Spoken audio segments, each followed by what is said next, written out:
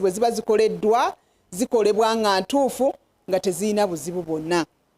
Era tujja kusaba ebitongole ebyenjawulo okugumiikiriza, bwe binaagumiikiriza ate nabyo tubisabe bituwa amagezi obuzibu buli luddawa b'ensonga eno babadde bagiraba batya, tusobole okulaba nti tukwasiza wamu ti bwe tuba nga tuvuddeyo ne recommendations zijja kukola ate oba oliawo weesange nti ne bwe tunaaba tulongoosa mu tteeka lyaffe recommendations ezo tujja zikozesa okulaba nti etteeka lyongerera ddala okunywera n'okulaba nga bannayuganda tebabbibwako ttaka lyabwe ng'ate ebyapa babirina. Ne weesanga ng'oli abbye ettaka lyo ate alitemyetemye namu takoma na kubeera na special certificate ate n'atemaatemamu ne weesanga ng'aguzizza n'abantu abalala bangi abamu abatamanyi ti ddala wagenze n'okola ekintu ng'ate ekyapa original oba duplicate kiina we kiri kati ne twesanga abantu bangi bakosebwa mu mbeera eyo. N'olwekyo tubasaba kugumiikiriza, tujja kuba tubawa update.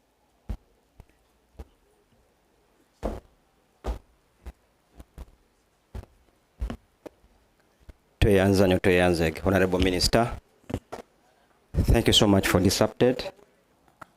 Mu Luganda omukulu omu abuuzizza nti oba tulina ebibalo ebiraga enkaayana mmeka ezisolovingiddwa, simanyi oba Oluganda nakifuna, ezigonjoddwa.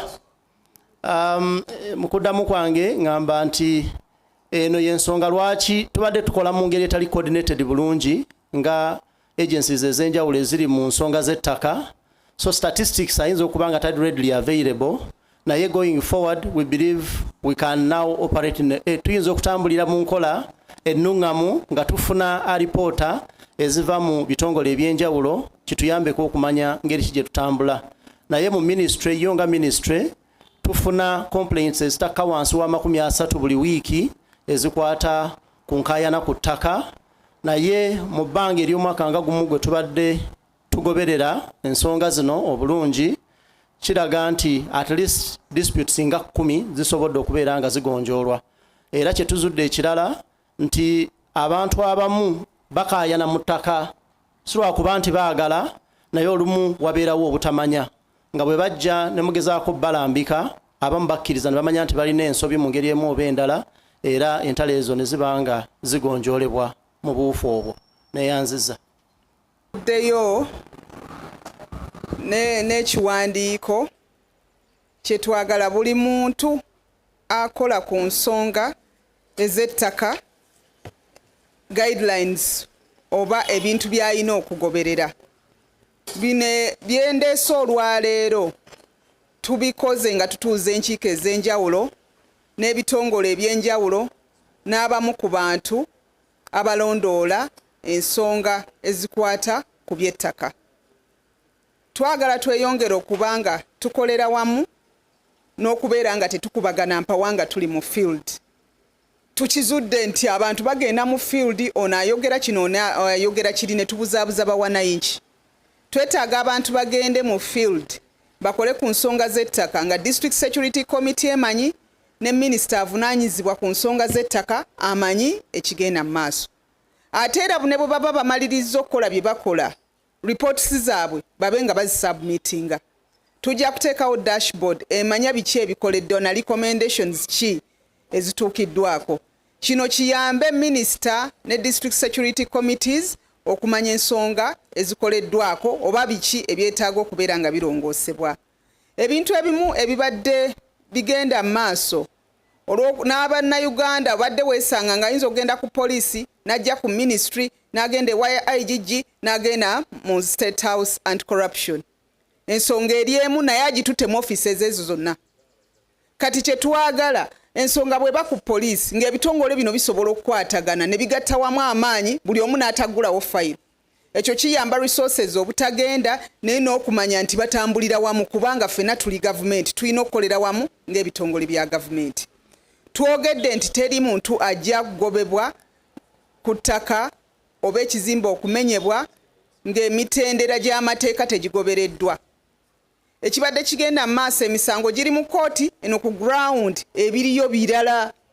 Bakyali mu kooti tennaba kusalawo naye eno baleese ebimotoka baagala kugoba bantu eno bali ku ground babagamba tugabane kati ebyo byonna tugamba nti nedda omusango bwe guba nga guli mu kkooti mugumiikirize embeera esigale nga bweri paka kkooti ng'emaze okusalawo tumanye ekiddako ate n'ekiba kisaliddwawo kkooti okuteekebwa mu nkola kirina okugoberera emitendera omuli ne executive order owekitiibwa pulezidenti wa Uganda gye yawa ku nsonga zino ez'ettaka.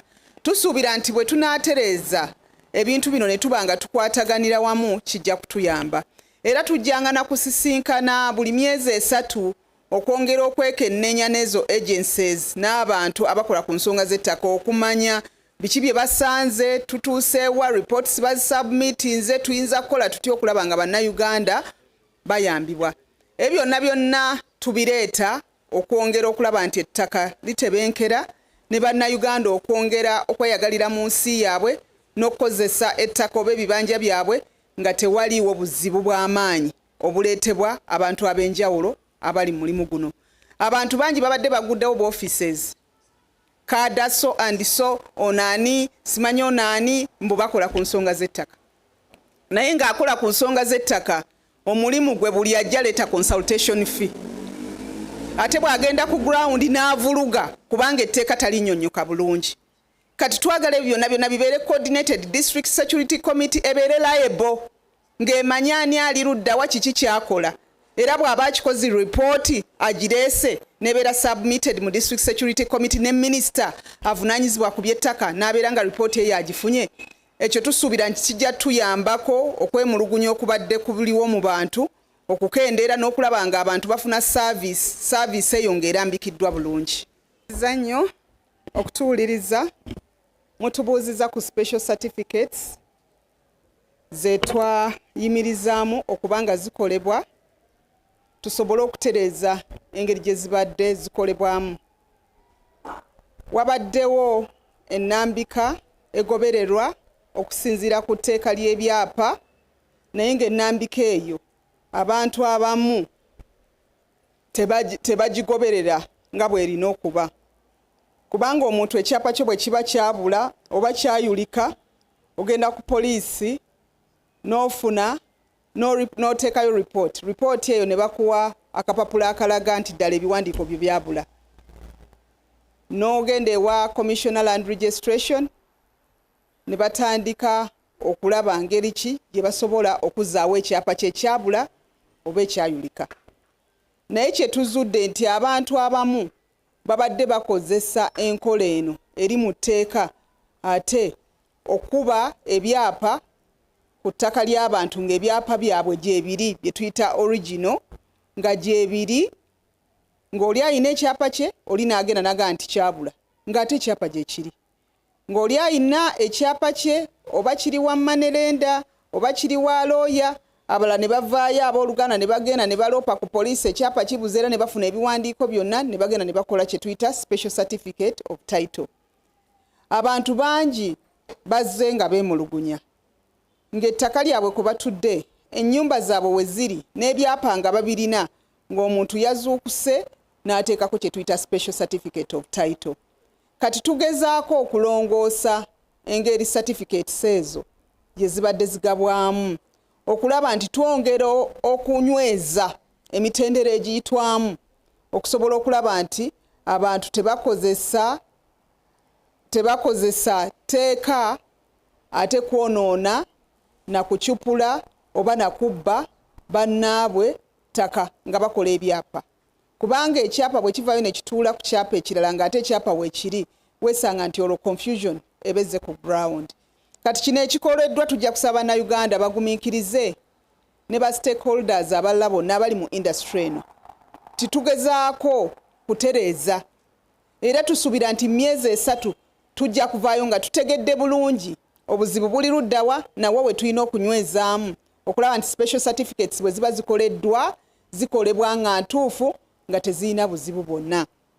Era tujja kusaba ebitongole ebyenjawulo okugumiikiriza bwe binaagumiikiriza ate nabyo tubisabe bituwa amagezi obuzibu buli luddawa b'ensonga eno babadde bagiraba batya tusobole okulaba nti tukwasiza wamu ti bwe tuba nga tuvuddeyo ne recommendations zijja kukola ate oba oliawo weesange nti ne bwe tunaaba tulongoosa mu tteeka lyaffe recommendations ezo tujja zikozesa okulaba nti etteeka lyongerera ddala okunywera n'okulaba nga bannayuganda tebabbibwako ttaka lyabwe ng'ate ebyapa babirina.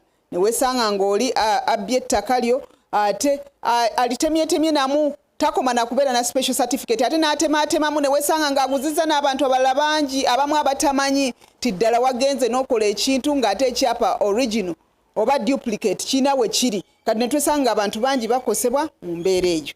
N'olwekyo tubasaba kugumiikiriza, tujja kuba tubawa update.